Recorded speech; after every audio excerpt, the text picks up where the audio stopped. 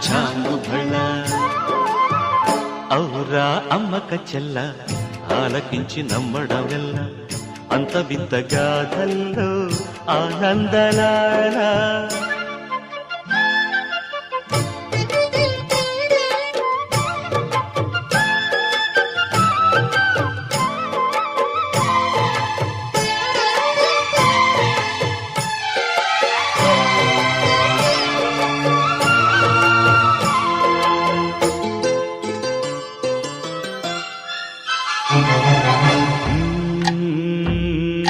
నల్లరాతి కండలతో